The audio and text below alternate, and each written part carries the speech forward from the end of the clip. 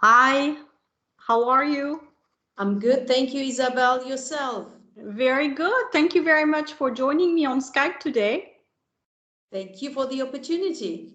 Yeah, it's great. So let's get started. So, can you tell me a little bit about you and your journey to Switzerland? Absolutely, with pleasure. My name is Hulya Kurt, origin from Turkey, grew up in Germany, and then moved to Turkey as I was 18, started my career there, got married, and within my career, I started at Reuters. Within that career, I grew up in my own professional way. And I had a lot of different positions. And in 2005, I got the offer to move to Geneva, to Switzerland, as part of a transformation of our international company to globalize the way of working for administrative purposes. And since 2005, I'm here. Here I occupied as well different job roles, being global, local, teams, big teams, small teams, and still working here at Thomson Reuters, now named Refinitiv. This is a great journey, a great career. You have 30 years with the same company. Would you have any tips for expats who are trying to find that first job or integrate in Switzerland? Absolutely, it's not easy. It was a culture shock for me as well because I'm coming from Istanbul. It's a big city. Geneva is different.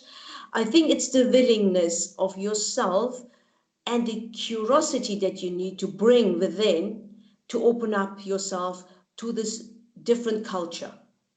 You need to go out and to talk to people, talk to them, talk to your neighbors, try to communicate. I know people would say, well, I don't know French. That's absolutely correct. I didn't know either. But where there is a will, there is a way. Try to join any international organizations, NGOs, and everything else. And it's very important to do that. So open up and be curious as you can and learn, and that will bring you away. Yeah, I completely agree. I think we go back to what I'm a big advocate of is networking. This is how you get the job, especially in Switzerland, where it's all about connections and one person leading you to another, etc. So again, it's another opportunity. I think that I'm talking to you to remind people that networking is going to lead them to their next job, probably. So, how did the idea of starting this new venture that you have pop up? Well, it actually came within our company. We had an innovation workshop about 3 years ago where I came up with an idea that I wanted to improve a process that we were doing in administration in our own company at Thomson Reuters. And we were locked down in a room in Impact Hub for about 2 days, and we had to work on our idea. We had to flesh it out. We had to create our business plan. We had to create and assume and validate our assumptions. So it was very, very heavily with a lot of innovation workshop stuff.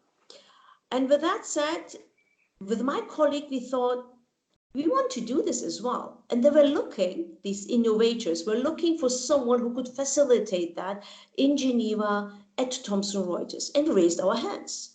And since then, we became certified facilitators, certified by the Innovation Board of Innovation based in Belgium. And since then, we have organized many workshops within the company, and hence we thought, why don't we do it for ourselves? And this is how the idea came up to create InKick, Innovation Kick. Oh, that sounds exciting. So, can you tell me a little bit more about this, the method maybe, or how you do this for businesses to get started on innovation?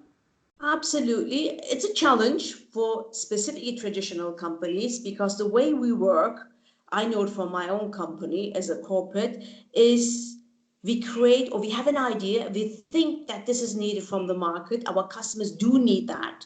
We build and build and build, and then we release. By the way, by the time we actually release it, 1 year has passed by, and then suddenly we launch it and no one needs it anymore, or someone else has launched it. So time is money. We don't have the luxury to spend time in this dynamic world where everything moves so speedy, so quick.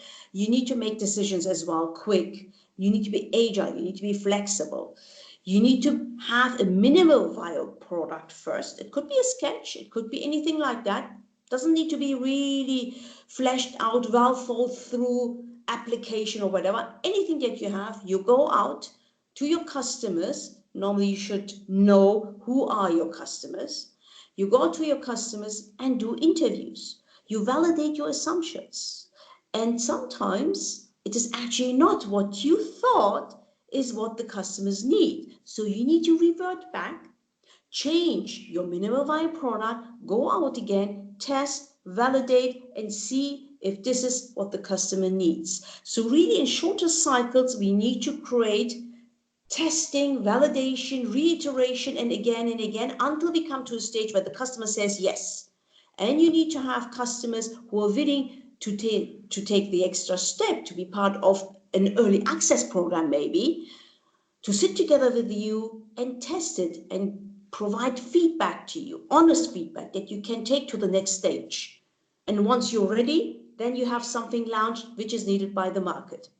Exactly. And I think these steps that you're saying are essential. And even the biggest entrepreneurs who had several ventures continue to do this in their new businesses, because, as you say, the market moves quickly and you need to be very in touch now with customer needs and adapt very quickly to what is out there and what people are wanting. So it's an everyday reassessing and testing and reassessing until you get it right. Absolutely, until you get it right. And we don't have the luxury and time to build something that no one needs. Yes, and a lot of even bigger companies do this. They make a big product and very expensive, and then they realize no one wants to buy it. So I think now companies are learning also to test early and fail early and then start again if needed. Absolutely. It's less costly. So what do you find as the biggest challenge for the businesses, when launching a new product, or besides the fact that maybe it's not exactly what the market needs?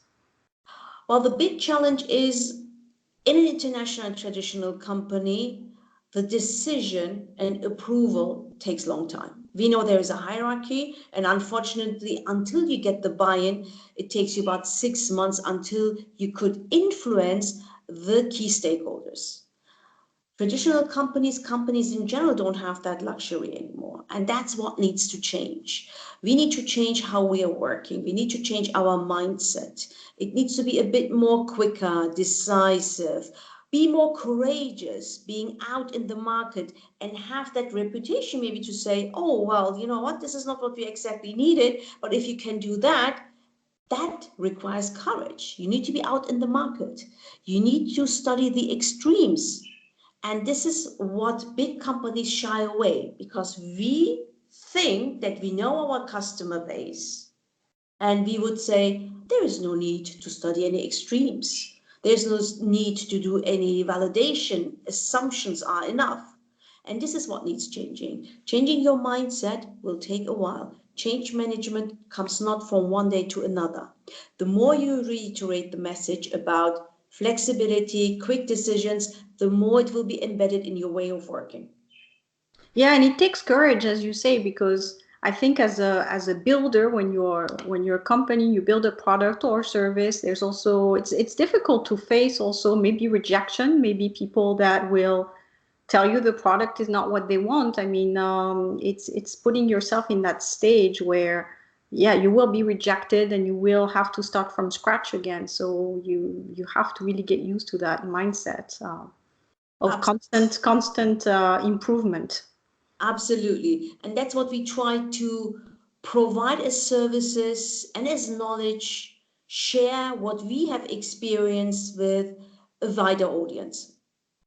That's great. I like what you're doing. I think it will help a lot of people, definitely, and accompany businesses to do the right things. So basically, where can people reach you? Very simple, over LinkedIn for sure. That's where I am with InKick Live. Our website is in the progress as we speak. So just try to connect from there. Hulya Dr. Kurt. Okay. HULYA KURT is my surname. Yeah, and I will post below so that people can find you for sure. Thank you. Well, this was great. It was nice that you took the time to talk to me and share with people that are watching my YouTube channel. So I wish you good luck in this new innovative project, and I will talk to you soon. Thank you very much for this opportunity, Isabel. Thank you.